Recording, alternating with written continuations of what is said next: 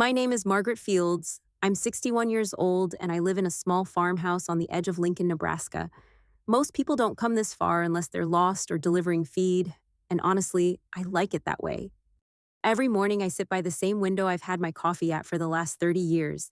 It overlooks the field where my late husband Harold used to till the soil in long, even rows. He'd whistle when he worked, not any song in particular, just a tune that let me know he was there. Harold and I built this place ourselves, not just the house, but the life around it.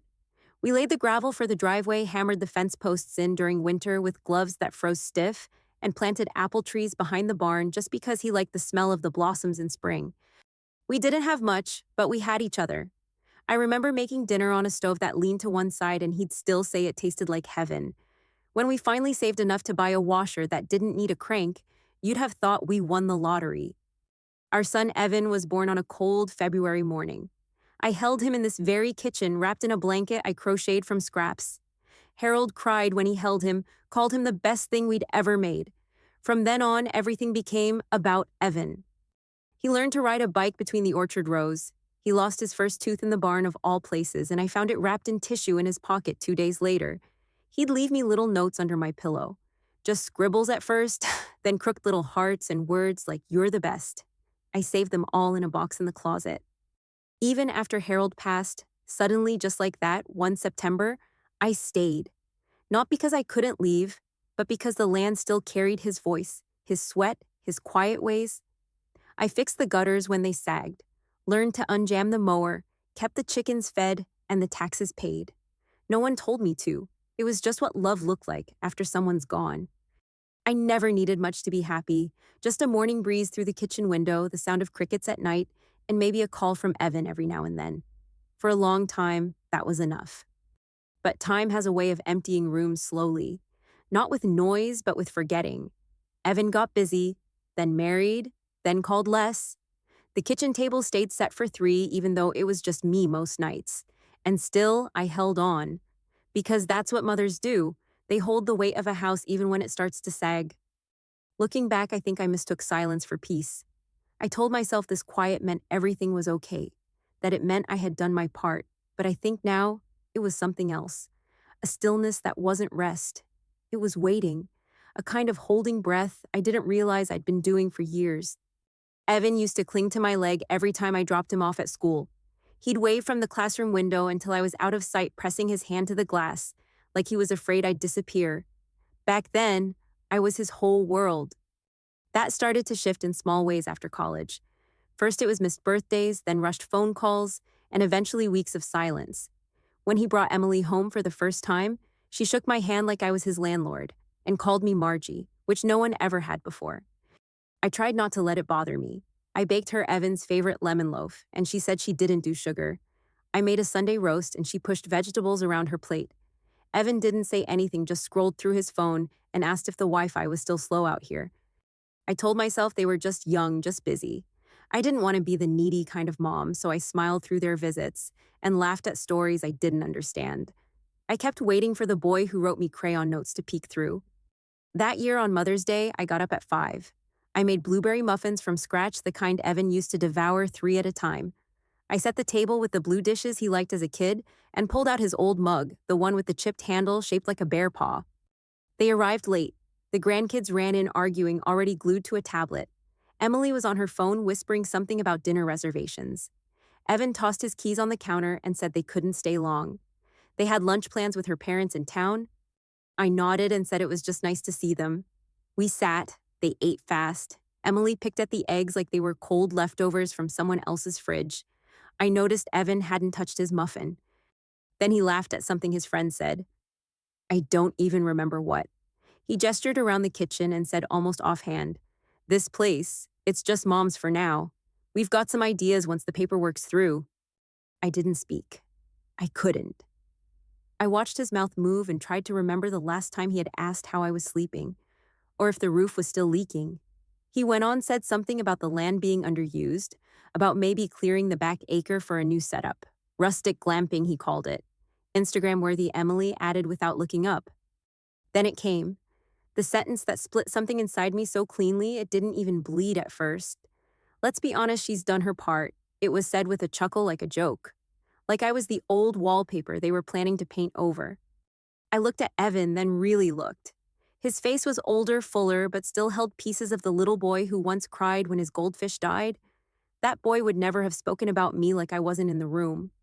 I cleared the table quietly, packed leftovers they wouldn't touch. As their car pulled away, no one looked back. Not even Evan. I stood on the porch for a long time after that. The wind was soft, the sky wide and pale. Somewhere behind the barn, a woodpecker tapped like a metronome to my silence. It wasn't anger I felt, not exactly. It was more like a slow settling, like watching dust land on furniture no one noticed anymore. I sat alone that night holding the bear paw mug and thought about the way Evan said we. Not mom and I, just we. As if I'd been written out of the sentence without anyone realizing. As if I was already gone and they were just waiting for the paperwork to catch up. It's a strange thing being erased so gently. You start to wonder if you imagine the years, if the lunches, the scraped knees, the sleepless nights were just warm dreams that didn't count once they ended. I kept thinking of his words circling like a drip from a leaky faucet. She's done her part. The quilt took me 2 months to finish. Each square was sewn from pieces of our family's past. A patch from Evan's baby blanket, a strip of Harold's favorite flannel, even a corner of the red apron I wore every Christmas morning since Evan was 10. I wrapped it carefully in brown paper and tied it with kitchen twine. I didn't bother with glitter or balloons. I thought the meaning would be enough. That maybe, just maybe, my granddaughter would see it for what it was. The party was already loud when I arrived. Streamers bounce house noisemakers, kids running everywhere, parents chatting about school boards and vacation plans. I stood near the gifts table until someone noticed then, made my way through the crowd like a guest at someone else's celebration. When she opened the package, she blinked. Just blinked. Then turned back to her new unicorn toy that lit up in 4 colors and played a pop song when you pressed its hoof. Emily smiled politely and said it was lovely. We'll find a spot for it eventually. Then she added, laughing like it was no big thing, she's really into glow-in-the-dark unicorns now. I nodded, held the quilt in my lap for the rest of the party. No one asked me to pose for pictures. No one even asked where I got the fabric. Later in the car, I cried. But not because they didn't like it, I cried because they didn't even see it. It wasn't the rejection that stung. It was being invisible, like I had brought a piece of myself into the room and no one even noticed it was there. I used to think being forgotten would come with some kind of final moment. A slammed door, a harsh word. But it's quieter than that. It comes with mismatched thank yous and people cutting you out of family group photos without even realizing you were standing behind them. That night, I folded the quilt and placed it back in my linen chest. Not in anger, just in surrender.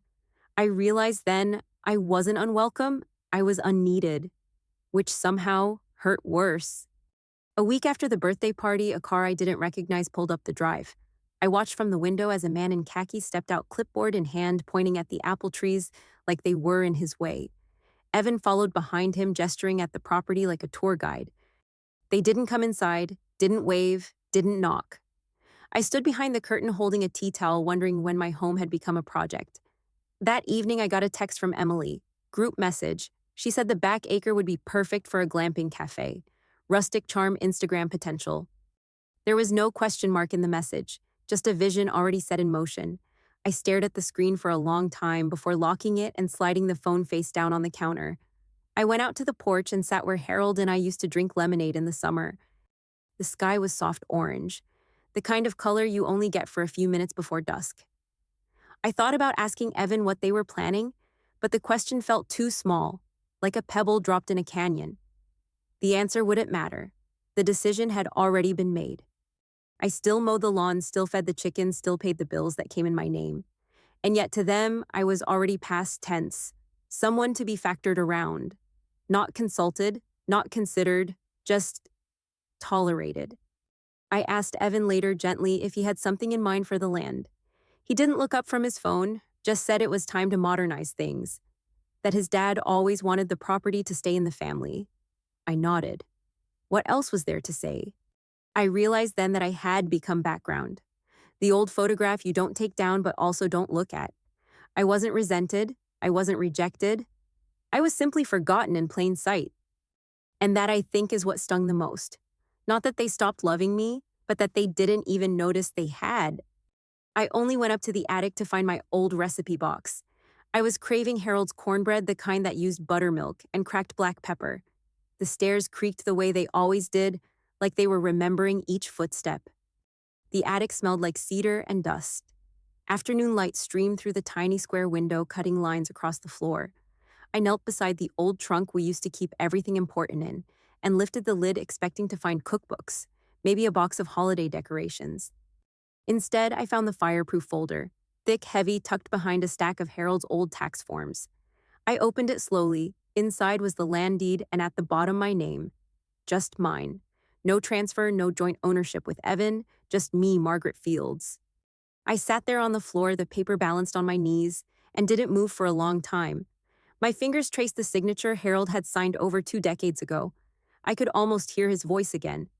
If you ever feel like you're being faded out, Katie, remember. You built this place too.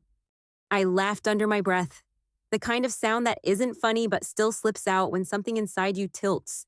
All this time, I had let them treat me like a relic. And yet legally, this land was still mine. All of it. Every fence post, every tree root, every nail driven into the barn. I thought back to those early years, hammering shingles in the cold while Harold sang to keep us warm, watching Evan chase frogs in the creek, sitting up late on the porch wrapped in one blanket planning out where the garden would go, how many chickens we could manage. It wasn't just land, it was memory layered in dirt and sweat. It was the ache in my knees after digging all afternoon. It was Harold's boots by the door and the sweet sting of onion jam bubbling on the stove. It was a home built with too little money, but too much love to ever let go. I stayed on that attic floor until the light turned gold, until the room felt full again. Not with people, but with truth. I didn't feel angry. I didn't feel sad. What I felt was stillness, the kind that comes before a decision, like standing at the edge of a lake before the first step in. I folded the deed back into the folder and placed it in my lap, and I whispered something I hadn't said aloud in years. I still have a say. I may not be loud, I may not demand space, but I still matter. The attic walls didn't echo. They just held the silence gently, like an understanding. I ran my hand across the rough floorboards and let the weight of the realization settle. I didn't need anyone to give me permission. I already had it. I climbed back down slowly, every step steady, like I was returning from somewhere important. That evening, I didn't call Evan. I didn't send a message. I made myself a cup of tea, folded a load of laundry, and sat by the window as the sun dipped low behind the trees Harold planted the year Evan was born. And for the first time in what felt like forever, I wasn't waiting. I wasn't hoping. I was deciding. Not out loud, just deep in my bones. Quiet but firm. Something had shifted, and I was finally ready to move with it. I called a realtor 2 towns over. Her name was Laura. She didn't ask many questions, just listened. I told her I wanted it done quietly. No signs, no open houses, just clean. She understood. 3 weeks later, I signed the papers. The farm sold for $212,000. The buyers were a retired couple from Colorado. They promised to keep the apple trees. That was enough. I didn't tell Evan. Not out of spite, just clarity. If he had truly been paying attention, he would have known it was never his. That morning, I walked through the house one last time. I touched the door frame where we'd marked Evan's height year after year. I smoothed the quilt at the foot of my bed. I opened the cabinet where I used to hide ginger snaps just for him. I didn't cry. I didn't linger. I moved through the house like I was closing a book. Each room was a page I'd already lived. The kitchen still smelled faintly of cinnamon and pine cleaner. I placed a letter on the table under the old blue vase. The one Evan never noticed was cracked. The letter was short. No drama, no anger, just the truth. You assumed and I let you. But this home was never promised to you. It was built, cared for, and protected by me. And I've decided to let it go before it becomes something I no longer recognize. You won't find me here. I've chosen to stop waiting to be seen. Then I locked the door. Not like a goodbye, more like a period at the end of a very long sentence. I drove away in silence. No radio, just the sound of gravel under my tires and the wind through the open window. The road curved gently west. The Ozark foothills opened up like an old friend waving from across the field. I found a small cottage tucked into the trees. 1 bedroom, a porch swing that creaked just enough. Faded shutters the color of moss. I planted lavender in mismatched pots, hung Harold's wind chimes by the back step. I didn't post photos, didn't update my address, didn't leave breadcrumbs, because no one chased ghosts, and I was done haunting a house that never looked for me. Each morning I brewed coffee in a thrifted ceramic pot. I sat by the window, the one with the view of the lake, and listened to the birds call out like they were naming the day. I sent a quiet donation to a women's shelter 2 counties over. In the memo, I wrote from a friend who finally walked away. There was no plan beyond that, just peace, just stillness. The kind that comes when you finally stop waiting for someone else to give you permission to live and start giving it to yourself. It took Evan 3 weeks to notice I was gone. He called twice. I let it ring. No malice, just stillness. Then came a voicemail. Just checking in. Everything okay, Mom? Then a text. Heard something about the farm. Call me. I didn't reply. There was nothing left to explain. The house wasn't mine anymore. The past wasn't either. I was living in something new. Quiet, soft, real. On the 4th week, his Navy truck pulled into my gravel drive. I was trimming the lavender by the porch. He stood at the gate like a boy too big to knock. For a long moment, neither of us moved. He stepped forward finally. You really sold it, I did? I said. Not cold, just clear. He looked at the ground like he'd dropped something he couldn't find. I thought it was mine, he said. I know, I said. You never asked, you just assumed. He looked up at me then. Not my hands, not my face. Me, the woman who raised him. I didn't mean to make you feel forgotten, but you did, I said. And the thing is, I let you. He sat down on the porch steps. I didn't ask him in. I didn't need to. We were already past the part where explanations mattered. The silence between us wasn't sharp anymore. It just sat there, breathing. I didn't expect this, he whispered. No one does, I said. No one expects the quiet ones to leave until they already have. We stayed there a long time, listening to the lake shift against the rocks. A bird called in the distance, the kind of afternoon where time folds in on itself. Finally, he asked, So what now? I handed him a letter, folded, sealed. It explains where the rest of my assets went. You're not cut out, I said, but you're not the center either. He didn't argue. He just held the envelope like it weighed more than paper. I looked at him and saw not a boy or a man, just a person, capable of hurting and learning. Before he stood to go, I asked, Would you like some tea? He blinked, caught off guard. After all this, I smiled. I'm not bitter. I'm just careful now. We drank in silence. He didn't finish his cup. That was okay. He looked back once before leaving. That was enough. Later that night, I sat on the porch with my hands folded in my lap. The wind picked up the chimes and carried them across the yard. I watched the sun drop behind the trees and didn't feel lonely. I felt seen. Not by someone else, but by myself. And that was the beginning of everything. The mornings here are quieter than they were on the farm. Not silent, just softer. The kind of quiet that feels like a choice, not a punishment. I wake before the sun most days. Boil water in a kettle I found at a roadside thrift store, brew my coffee slow 1 scoop at a time, and sip it by the window that looks out onto the lake. The lavender by the porch is starting to spread. I trim it gently, not because I have to, but because I want to. There's something healing in tending to small things. I still use Harold's old wind chimes. They hang by the back steps and move with even the smallest breeze. Some nights I sit on the swing with a blanket wrapped around my shoulders and let the sound carry me through the dark. I opened a new bank account in my name, sent a quiet donation to a women's shelter 2 counties over.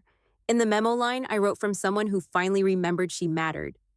I don't check my phone often. I don't wait for messages. I don't explain myself anymore. And still I feel more connected than I have in years. This little cottage isn't much. 1 bedroom, a stove that leans, a porch that creaks when it rains. But it's mine. Not because my name is on paper, but because I chose it, fully, without permission. I don't think Evan truly understood what I did. Maybe he never will. But that's not my work to do anymore. I handed him truth wrapped in quiet. Whether he opens it is up to him. The past hasn't disappeared. It's just stopped leading the way. Now it sits gently behind me, not a weight, just a presence. Something to nod to, then move on. I'm not angry. I'm not waiting. I'm not broken. I'm just here, whole in a way I didn't know I had lost. Sometimes the greatest freedom doesn't come from fighting. It comes from stepping back, From saying without yelling, I still get to choose how my story goes. I know now I didn't leave because I was hurt. I left because I was ready to live a life not shaped by other people's silence. And if you've ever felt yourself fading in the background of your own life, I hope this stays with you. Have you ever had to leave the people you love just to remember who you are? Because sometimes we don't disappear when we go, sometimes we finally appear.